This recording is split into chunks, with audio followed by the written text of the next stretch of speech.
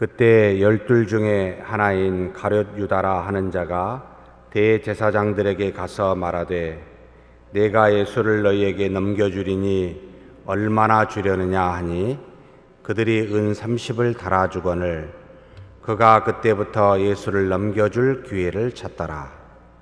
무교절의 첫날에 제자들이 예수께 나와서 이르되 유월절 음식 잡수실 것을 우리가 어디서 준비하기를 원하시나이까?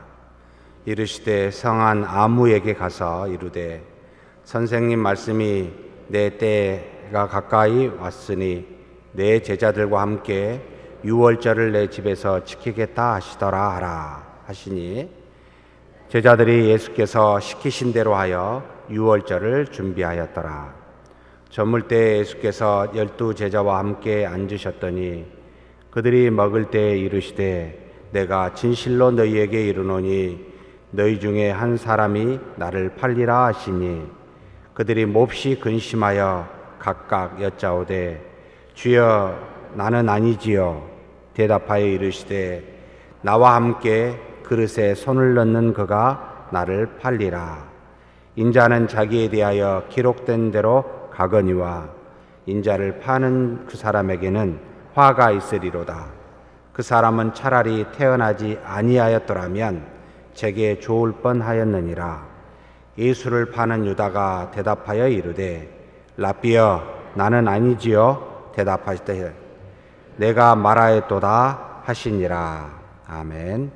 47절에서 50절 말씀입니다. 같이 봉독하시겠습니다.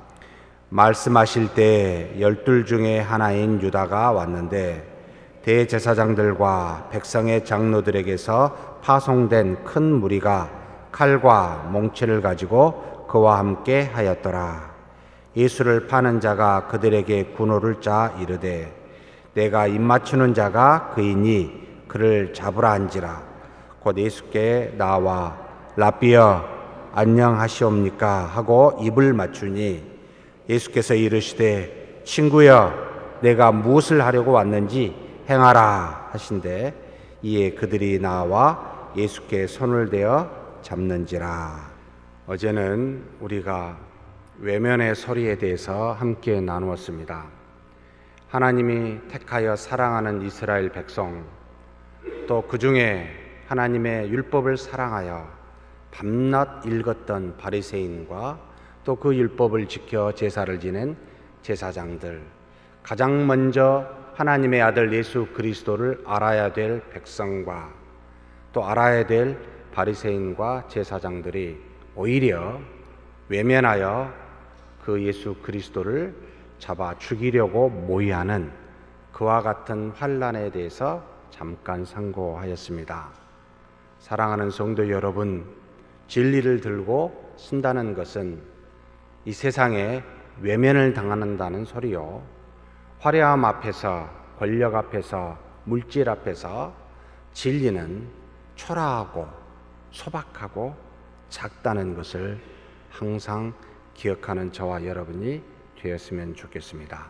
오늘은 배반의 소리에 대해서 함께 나누었으면 합니다. 예수님이 가장 사랑하여 앞으로 하나님의 나라에 대해서 몸된 교회를 통하여 그 나라를 이루고자 택한 12 사도 중에 바로 한 사람 가롯 유다가 배반을 하는 일들이 일어납니다. 마음을 가장 아프게 하는 사람은 누굴까? 그리고 배반하는 사람은 누굴까라고 생각하면 항상 어디 있습니까? 가장 가까운 곳에 있습니다. 가장 사랑하는 사람이 마음을 아프게 하고 가장 친한 사람이 배반하게 된다는 것을 우리는 또한 이 세상에서 보아야 됩니다. 예수님이 그 일들을 그대로 맞이하셨습니다. 사실 26장 2절에 예수님은 벌써 이와 같은 것에 대해서 알고 계시며 말씀하고 있는 게 나타납니다. 너희가 아는 바와 같이 이틀이 지나면 유월절이라. 인자가 십자가에 못 박히기 위하여 어떻게 된다고요? 팔리리라 하시더라. 단순히 십자가에 못 박히신 정도가 아니고 팔려서 십자가에 못 박힌다는 겁니다. 세상이 가장 중요하다고 생각하는 것에 의하여, 가장 가치가 있다라고 생각하는 것에 의하여 팔리게 됩니다. 바로 돈이지요. 그것으로 말미암아 자신이 팔려 십자가에 못 박혀 죽을 수밖에 없음을 미리 알려주었습니다. 진리를 따라 사는 사람도 예수님과 같이 팔리게 되어 있습니다. 지근거리에 있는 사람에 의해서, 가까이에 있는 사람에 의해서 팔린다라는 것도 명심해 볼 필요가 있습니다. 자, 그러면 이렇게 못 박히기 위하여 팔리리라 하시고 세상으로부터 팔림을 말하고 있는 예수님, 누가 이와 같은 일을 하였습니까? 라고 묻는다면 당연히 가롯 유다가 이 배반에 동참하게 됩니다. 하게 됩니다. 배반은 항상 가까운 사람에게 있는데 바로 이 12명 중에 한 사람이었습니다. 그가 대제사장에게 가서 이야기를 합니다. 내가 예수를 너희에게 넘겨주리니 얼마를 주려느냐? 제사장들이 뭐라고 이야기합니까? 은 30을 달아 주겠다 해서 넘겨주는 일이 일어납니다. 은 30은 뒤에 단위를 쓰지 않아서 상당히 헷갈립니다만 일반적으로 세겔, 은을 다는 무게로 늘 세겔, 30세겔이라고 추정이 됩니다. 그러면 한 세겔은 11.4g에 지금에 해당이 되는데 노동자들의 4일분의 싹스에 해당이 됩니다. 그러면 30은 120이겠죠. 그러면 몇 달입니까? 4달이게 되나요? 4달 동안의 봉급치를 주고 예수님을 팔게 되는, 받고 팔게 되는 그와 같은 일들이 일어나게 됩니다. 그때부터 예수를 이 가룟 유다가 넘겨줄 기회를 찾는다라고 성경에 나와 있습니다. 자, 그렇다면 우리는 물어보아야 될 필요가 있지요. 왜 이 가룟 유다가 예수님을 팔려고 했을까요? 누가복음하고 요한복음에 힌트를 주고 있습니다. 사탄이 가룟 유다 속으로 들어갔다라는 말을 쓰고 있습니다. 누가복음 22장 3절 말씀에 보니까 12 중에 하나인 가룟이라 하는 부르는 유다에게 사탄이 들어가니라 라고 나와 있습니다. 또 요한복음 13장 2절에 마귀가 벌써 시몬의 아들 가룟 유다의 마음에 예수를 팔려는 생각을 넣었더니 라고 나타납니다. 아, 사탄이 그 가룟 유다의 마음에 들어가 가지고 가룟 유다는 아무 생각이 없었어요. 순진해요. 근데 사탄이 들어와 가지고 팔려는 마음을 집어였을까요? 아무 생각도 없는데 사탄이 들어가서 예수를 팔려는 생각을 주었을까요? 사랑하는 성도 여러분, 사실 그렇지 않습니다. 성경에 어디에도 그와 같이 대답하고 있지 않습니다. 우리 모두에게는 사탄의 시험을 물리칠 수 있는 능력을 주었습니다. 그것을 그대로 두면 우리는 사탄의 시험에 빠지게 되어 있습니다. 에베소서 4장 26절 27절 말씀 보면 분을 내어도 죄를 짓지 말며 해가 지도록 분을 품지 말고 마귀에게 틈을 주지 말라. 분을 낼 수는 있습니다. 인간이기에. 누군가 미워할 수도 있습니다. 인간이기에. 또 어떤 일을 만나면 흥분할 수 있습니다. 우리는 연약하기에. 그런데 이것을 그대로 내버려 두면 밤이 맞도록 해가 지도록 분을 품지 말아야 되는데 끝까지 그것을 가지고 가면 이것에 사탄이 들어와 시험에 빠지게 하는 일들이 우리에게 일어나더라라는 거지요.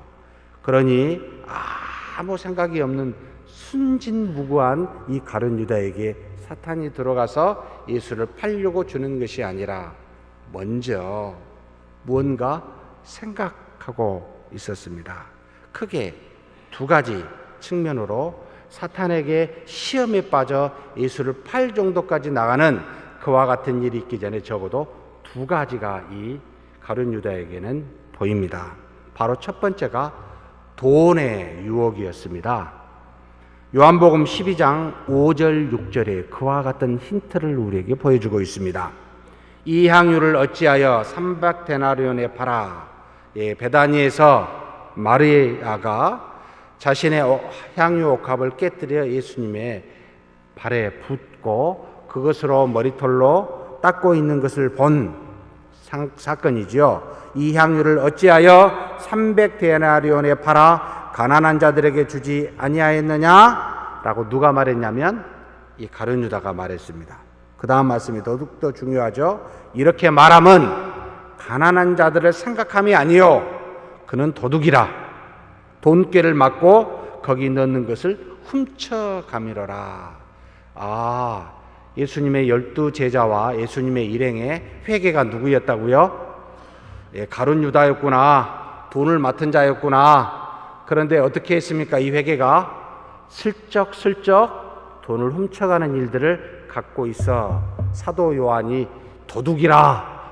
근데 이상하게도 다 이 사실을 알고 있습니다.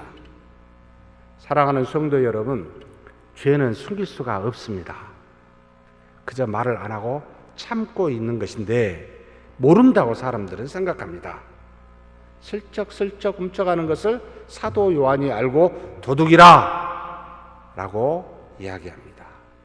이미 이 가룟 유다는 돈에 빠져 돈을 가져가는 그와 같은 일들을 행하고 있어 사단이 이에게 들어가 시험을 한다는 겁니다. 예수를 팔 생각까지, 스승을 파는 일까지도 가게 한다는 겁니다. 이게 첫 번째 가룟 유다에게 보여주었었던 사단이 시험케하는 마음의 자세였습니다. 두 번째는 성경에 잘 나와 있지는 않습니다. 다만 이 유다 앞에 붙여진 이 내용 때문에 일반적으로 그렇게 추정합니다. 가룟 유다라. 예수님의 12 사도 중에 어떤 사람에게 앞에 지명을 붙인 적이 없습니다. 세베대의 아들 야고보와 요한, 알페오의 아들 야고보, 하도 야고보, 요셉, 요한 정말 흔해 빠진 유대인들의 이름이기 때문에 요셉아 그러면은 막 일어나니까 알페오 아들 누구, 세베대의 아들 누구 이렇게 불렀는데 유다도 상당히 이름이 흔한 이름 중에 하나인데 유다 앞에는 누구의 아들, 여기 성경에 시몬이라고 아버지가 있는데 시몬의 아들 유다야라고 부르지 않고 앞에 무엇을 붙였습니까? 꼭 가룟이라는 말을 붙였습니다. 가룟은 지역의 명을 따르고 있습니다.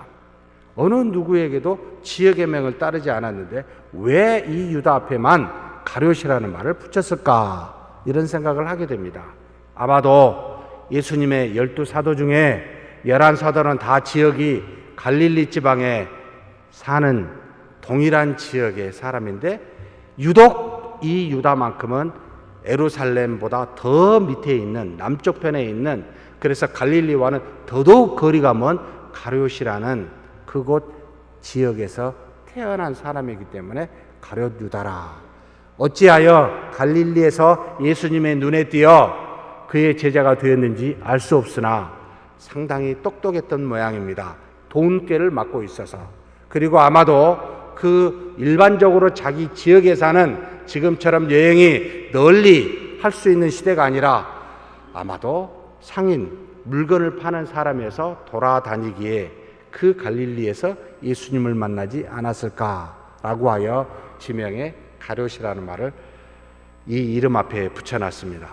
그렇다면 왜 이것이 자신의 유혹거리가 되었을까요? 11명의 같은 지역의 출신과 한 명의 다른 지역의 출신이 만나면 잘 섞일까요? 반반 정도 되면 섞일 것 같은데 그렇지 않았을 거라고 추정이 됩니다. 누구보다 똑똑했습니다. 돈을 맡았습니다. 지역이 다릅니다. 아마도 11명 중에 외톨이가 될 가능성이, 왕따가 되었을 가능성이 크지 않았을까라고 봅니다.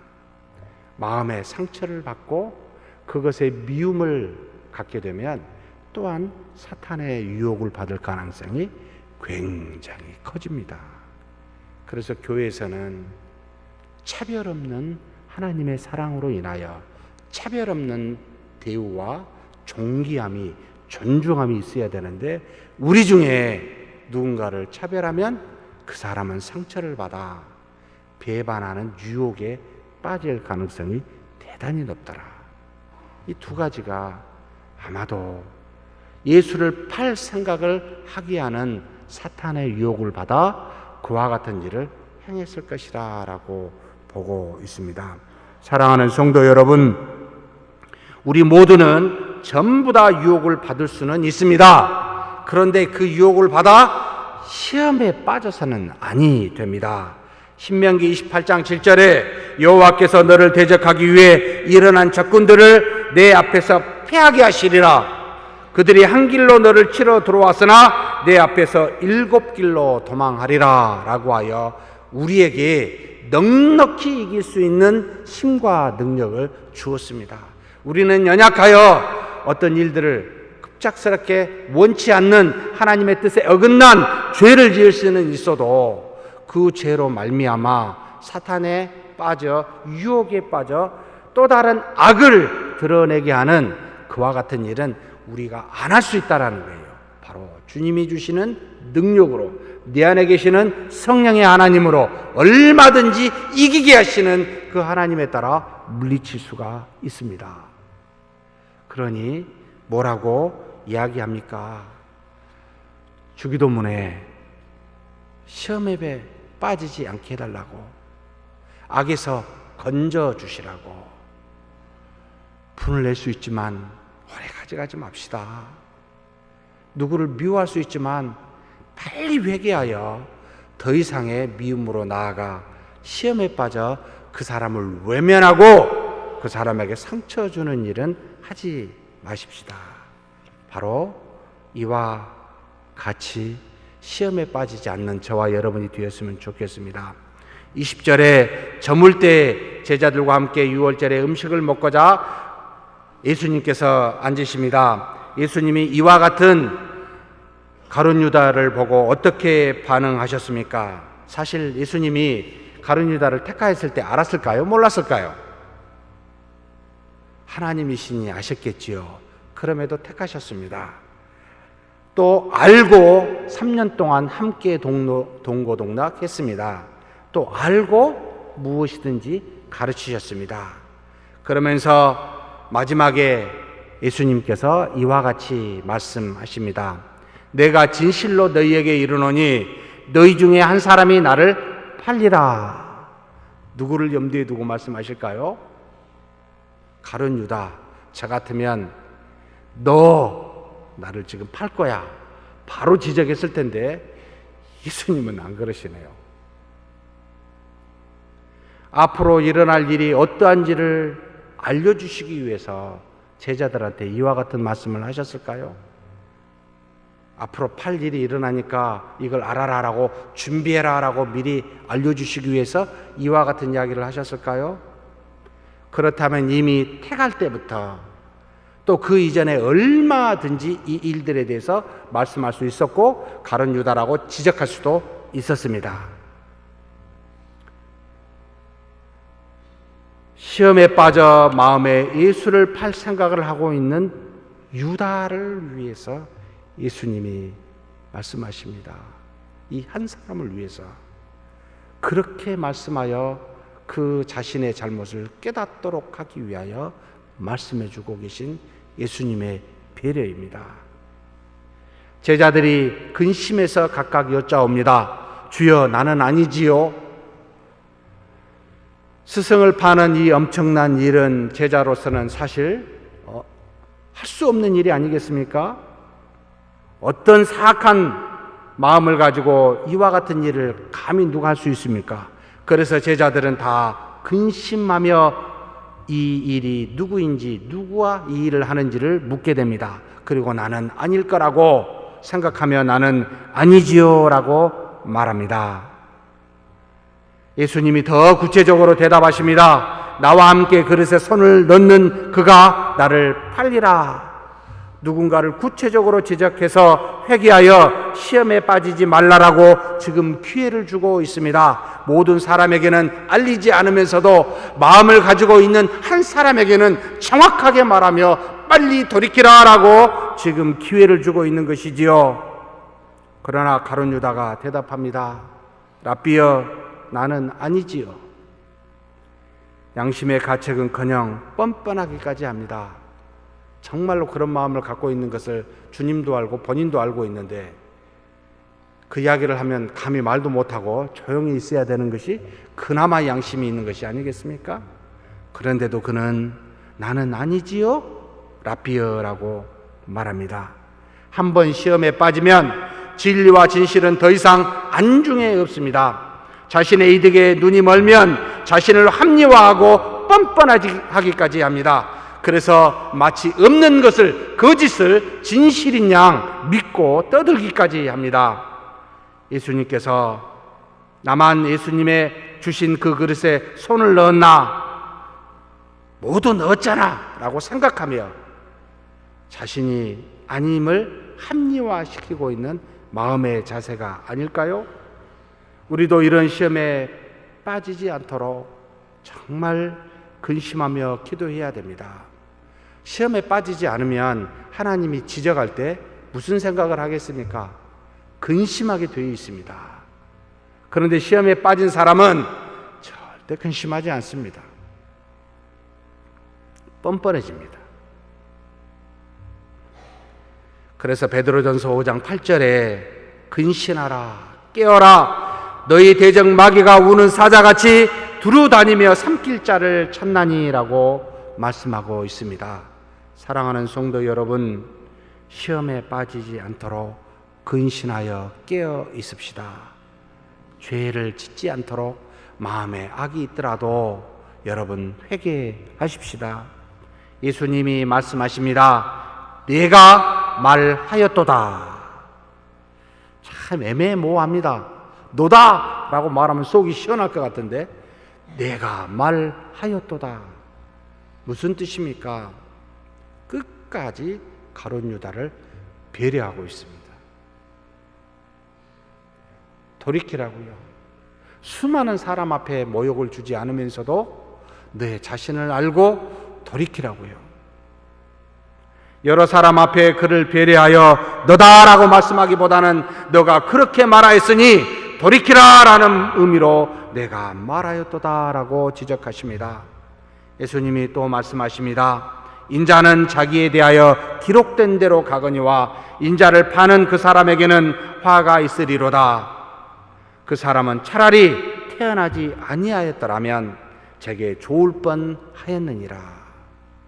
세상에 태어나지 않는 것이 더 나을 뻔했다. 태어나서 지옥에 가는 것보다 태어나지 않는 것이 낫겠다라는 것이지요.